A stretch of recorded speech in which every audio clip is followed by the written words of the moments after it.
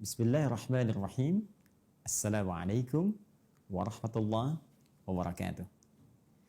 Alhamdulillahilladzi ja'alana al-mu'minin as-sa'imin wal-muttaqina insyaallah. Nusalli wa nusallimu ala afdalil anbiya'i wal mursalin habibina Muhammadin wa ala alihi wa sahbihi wa dzurriyyatihi wa ummatihi ila yaumiddin. Saudara-saudariku dimanapun Anda berada, berjumpa kembali dalam edisi Aku Suka di hari ke-8 di bulan Ramadan tahun 1441 Hijrah. Kita awali dengan bermohon pada Allah Subhanahu wa taala, semoga seluruh amalan kita yang telah kita tunaikan sejak hari pertama di bulan Ramadan, di hari Jumat itu sampai dengan detik ini berkenan diterima oleh Allah Subhanahu wa taala. Kita juga turut mendoakan semoga setiap saudara-saudari kita yang sakit berkenan Allah sembuhkan, dan terkhusus semoga wabah yang tengah kita hadapi bersama segera diangkat oleh Allah Subhanahu wa taala, tentunya dengan ikhtiar dan doa-doa serta amalan-amalan terbaik kita. Baik, hari ini kita akan coba lanjutkan materi Aku Suka kita yang kami coba desain dengan terurut dari sejak awal kita berjumpa sampai dengan pertemuan di hari ke-7 kemarin. Kita telah uraikan dari sejak amalan malam Ramadan, ya, dengan amalan yang disebut dengan qiyam itu. Kemudian beranjak sampai dengan ke waktu sahar dengan amalan yang kita sebut sahur itu. Dan kini saatnya kita tiba pada amalan utama dalam konteks siam, ya, puasa, yang menjadi inti ibadah yang kita tunaikan di bulan Ramadan. Qiyam dengan amalan salat, juga hal-hal yang menyertainya dari mulai doa sampai istighfar telah kita tuntaskan. Sahur dari sejak waktunya makan sampai cara berdoa dan istighfar telah kita tunaikan. Ketika terhenti waktu sahur dengan tibanya fajar, seperti diisyaratkan dalam Al-Quran surah kedua di pertengahan ayat 187 itu, wa kulu washrabu hatta yatabayyana lakumul khaytul abyadu minal khaytil aswadi minal fajr. Silahkan nikmati makanan itu, silahkan minum senyamannya, ya, sampai nanti tiba isyarat benang putih yang mulai membelah benang-benang hitam. Yang dimaksudkan dengan benang putih itu adalah cahaya fajar. Jika fajar telah tiba, maka berhenti makan, berhenti minum, berhenti waktu sahar, berhenti sahur, dan tiba waktunya untuk memulai siam, puasa sebagai inti ibadah Ramadan kita. Nah, kita akan turunkan beberapa hal yang menjadi inti amalan saat kita menunaikan siam dari mulai awal fajar sampai dengan datang maghrib. Saat adzan maghrib berkumandang, selesai kemudian waktu kita menunaikan siam dalam konteks kita berpuasanya, dan masuk kemudian kepada amalan baru. Ada beberapa persoalan yang bisa kita turunkan dalam pembahasan siam ini, baik berupa amalan utama saat kita menunaikan puasa, kemudian yang kedua tantangan dalam kita menunaikan puasa, dan yang ketiga ada satu rahasia yang hadir saat kita berbuka. Baik saudara-saudariku, kita akan mulai dulu dengan pembahasan yang terkait dengan bagian pertama, amalan apa yang bisa kita maksimalkan saat kita menunaikan ibadah siam Ramadan, khususnya dalam konteks penunaian dari fajar sampai dengan ke maghrib. Seperti pernah saya uraikan di pertemuan sebelum kita masuk ke dalam bulan Ramadan, bahwa hal terbaik yang bisa kita lakukan dalam konteks menunaikan ibadah adalah mengikuti petunjuk Al-Quran dengan cara melihat keteladanan dari praktek ibadah Rasulullah Sallallahu Alaihi Wasallam yang ditiru kemudian oleh para sahabatnya, ditiru lagi oleh para tabi'in dan generasi-generasi setelahnya. Ini adalah pengamalan dari perintah Al-Quran di surah ketiga Ali Imran itu ayat 31. Qul in kuntum tuhibbunallaha fattabi'uni. Katakan Muhammad SAW, jika kalian, maksudnya ke kita umat-umat Nabi Muhammad, benar-benar serius mencintai Allah, maka buktikan cinta itu dengan cara mengikuti petunjuk-petunjuk Nabi. Ketika Anda bisa ikuti itu, yang disebutkan tadi di Quran surah ketiga ayat 31, maka berpeluang apa yang kita ikuti itu menjadi teladan bagi diri kita, sekaligus kita pun akan jadi teladan bagi orang lain. Itu yang disebut dengan uswah namanya. Maka Allah tegaskan di Quran surah ke-33 ayat 21, dengan cara mengikuti Nabi ini ada keteladanan pada diri Rasulullah. Laqad kana lakum fi Rasulillahi uswatun hasanah. Sungguh ada, kami telah tetapkan pada pribadi Rasulullah sallallahu alaihi wasallam keteladanan yang terbaik, yang jika kita bisa ikuti, kita pun jadi teladan lagi. Nah, di antara keteladanan yang bisa kita keluarkan dari amalan-amalan Ramadan yang dikerjakan oleh Nabi, secara umum saya ingatkan lagi terbagi kepada 3 amalan utama yang diinfokan oleh sahabat junior pada saat itu yang seringkali membersamai Nabi SAW, yaitu sahabat Ibnu Abbas, ya, radhiyallahu taala anhuma. Ya. Karena Rasulullah sallallahu alaihi wasallam adalah Rasulullah sallallahu alaihi wasallam ajwadan nas wa ajwadu ma yakunu fi Ramadan. Beliau sallallahu alaihi wasallam, kata Ibnu Abbas radhiyallahu taala anhuma, adalah pribadi yang sangat baik, pribadi yang sangat dermawan, orang yang senang berbagi. Jud itu menandakan sifat mulia dari segi kedermawanan, ya, dari segi kemuliaan. Jadi selain lemah lembut, jud itu juga bisa diartikan sering berbagi dari segi materi. Ya, sudah orangnya lembut, ramah, suka berbagi. Ya, jadi kita ambil satu garis materi yang disampaikan sahabat Ibnu Abbas, ya, wa ajwadu ma yakunu fi Ramadan. Sedangkan saat Ramadan tiba itu tambah lagi sifat lembutnya, tambah lagi dermawannya. Maka kita bisa gambarkan di sini amalan pertama yang dicontohkan oleh Nabi sallallahu alaihi wasallam, yaitu menampilkan sifat jud, al-jud, ya, bisa kita artikan ramah dari segi perilaku, lembut, dan spesifik dari segi materi dengan sifat dermawan, gemar berbagi, ya, berbagi. Nah, jadi Nabi ingin contohkan begini, puasa itu seharusnya melatih kita menjadi pribadi yang lebih baik. Ya, karena itu orang-orang kalau sudah tiba puasa itu bisa dilihat siklus kriminalitas itu menurun. Ya. Bahkan bisa dipastikan di negara-negara muslim yang banyak orang Islamnya, atau bahkan negara Islam itu sejak dulu, ya, dari sejak Nabi SAW sepeninggalnya dan seterusnya, tiba Ramadan sudah semua meningkatkan ketaatan kepada Allah Subhanahu wa taala. Ya, pencurian sangat minim, ya, dusta, apalagi kalau ada konteks korupsi lebih besar lagi, lebih dahsyat lagi, itu hilang. Dan hilang. Maka amalan yang bisa kita kerjakan dilatih. Yuk kita mulai latih. Mohon maaf, jadi anak yang lembut, jadi istri yang lembut, suami yang lembut, ayah yang lembut, kawan yang lembut, ya, dalam pengertian sesuai dengan konteksnya masing-masing. Ya, karena kelembutan itu tentu ditempatkan di tempat yang baik. Ya, jadi kalau lawannya tegas, nanti ketegasan ditempatkan pada tempatnya. Nggak bisa semua praktek lembut pada setiap tempat, bukan begitu juga. Ya, lembut pada pencuri, ya tidak, ya. Pada sisi waktu ketegasan mesti muncul. Tapi yang dimaksudkan jud di sini lebih menunjuk kepada perilaku yang lebih baik. Jadi puasa itu membuat diri kita lebih baik. Nah, bagaimana menjadikan pribadi baik ini nanti dirinci lagi.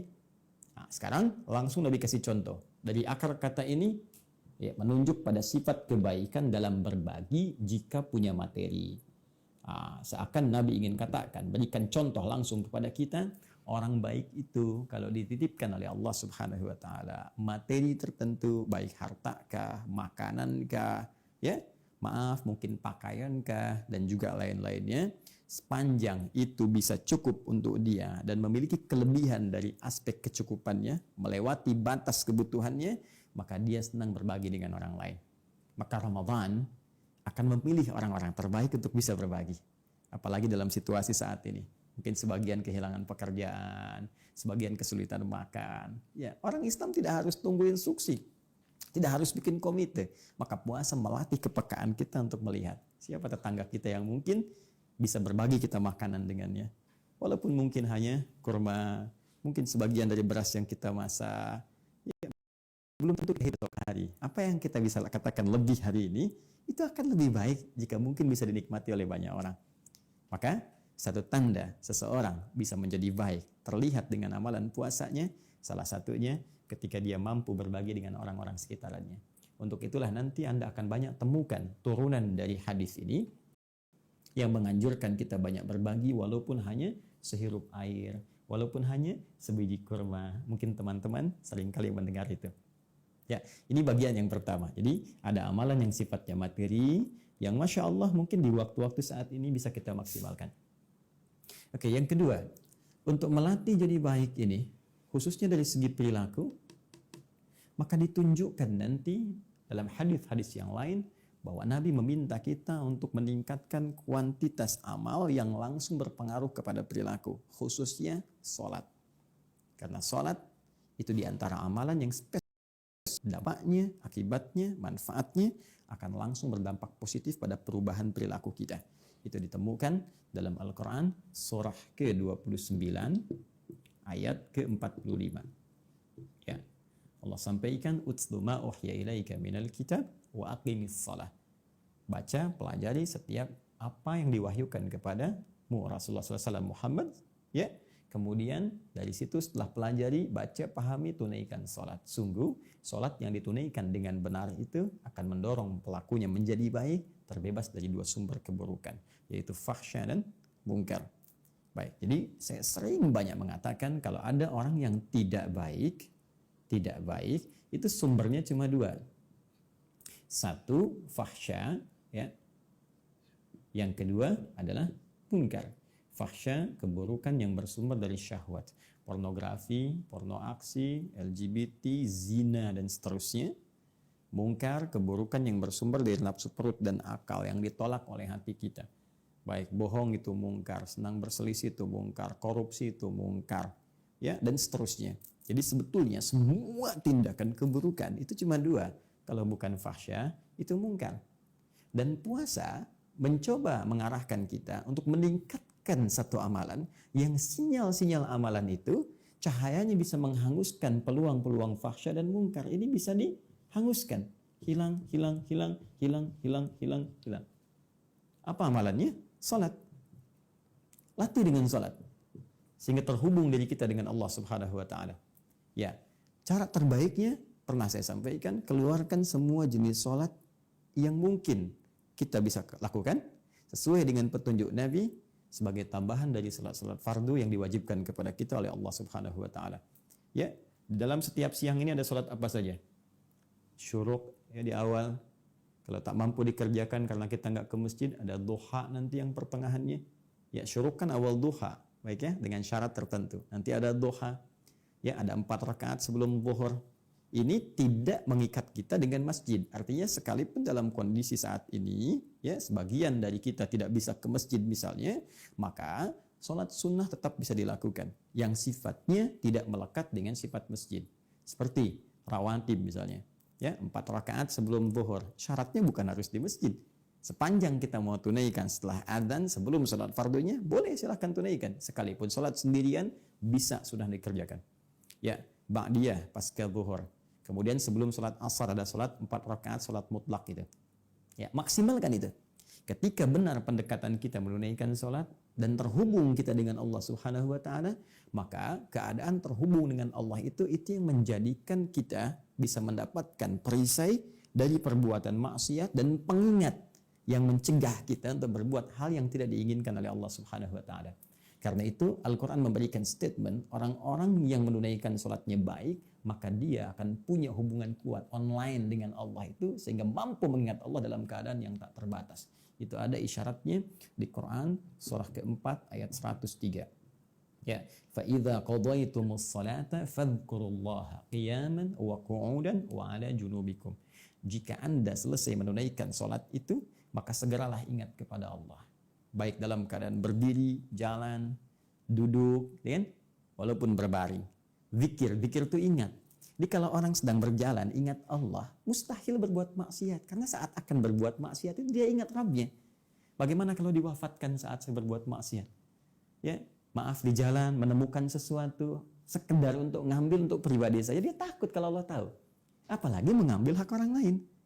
Ya, kalau begal saat mau begal ingat Allah, mustahil akan dia kerjakan. Apalagi saat ada orang ingin berbuat maksiat dalam duduknya di kantor, menggandakan sesuatu, ingin manipulasi, dia ingat bagaimana kalau saya diwafatkan oleh Allah. Allah melihat saya sekarang.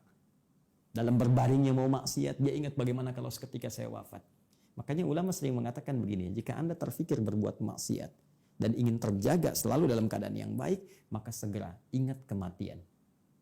Ketika terfikir berbuat maksiat, bayangkan seketika diwafatkan oleh Allah Subhanahu wa taala dan wafat dalam keadaan menjadi seorang pendosa. Anda bayangkan. Ya, karena itu ini gambarannya. Latih diri kita, latih. Jadi dalam hadis lain Nabi mengatakan, riwayat sahabat Abu Hurairah radhiyallahu taala anhu dalam Kitabus Syam di Al-Imam Al-Bukhari dalam kitab sahihnya nomor hadis yang pertamanya, beliau katakan as-syamu junnatun. Ya, puasa yang benar itu, alif lamnya kita terjemahkan, puasa yang benar itu junnatun, bisa menghasilkan perisai. Ya, perisai yang tak nampak. Jadi kalau ada dalam bahasa Arab huruf dimulai dengan jim dan nun, ya, jim dengan nun biasanya kalimatnya mengandung arti sesuatu yang tak nampak, tersembunyi. Ya, jin disebut dengan jin karena tak nampak dalam pandangan kita.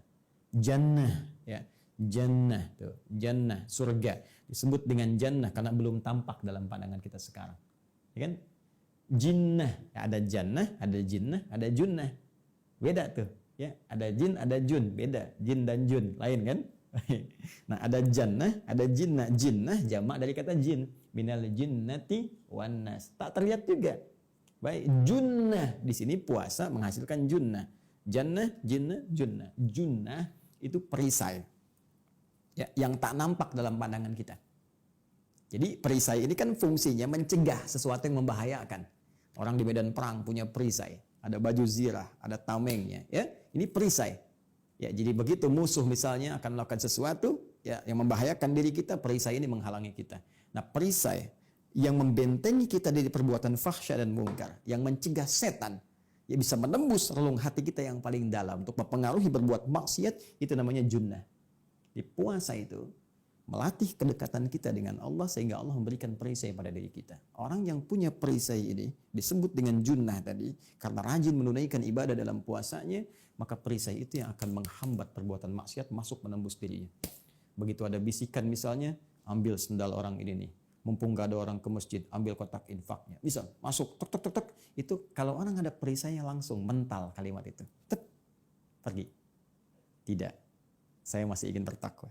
Tidak. Bagaimana kalau saya diwafatkan dalam keadaan berbuat maksiat? Hei, ini musim bantuan-bantuan. Ayo ambil keuntungan dari bantuan itu. Kalau bisa ambil tarif dari situ. Kalau bisa kasih yang ini sedikit, yang lain banyak. Hati-hati. Kalau perisai yang masih ada, bagaimana ketika saya mengambil keuntungan dari situ saya diwafatkan oleh Allah? Nah, ini junnah namanya. Karena itu orang-orang yang rajin ibadah, khususnya rajin menunaikan sholat, itu akan kuat junnah dalam dirinya. Akan kuat perisai pada dirinya. Karena itu kemungkinan besar orang ini akan selalu berperilaku baik dalam kehidupannya karena semua bisikan-bisikan fahsya dan mungkar tidak akan tembus pada dirinya, dihambat oleh perisai yang ia bisa dapatkan dalam konteks menunaikan ibadah saat ia puasa itu. Dua. Dan yang ketiga, ya, Ibnu Abbas radhiyallahu taala anhu mengatakan, "Hina yalqahu Jibril alaihi salam fi kulli lailatin min Ramadan." Memang ini spesifik nanti di malam harinya. Tapi juga ibadahnya bisa bersifat umum mencakup di siang harinya.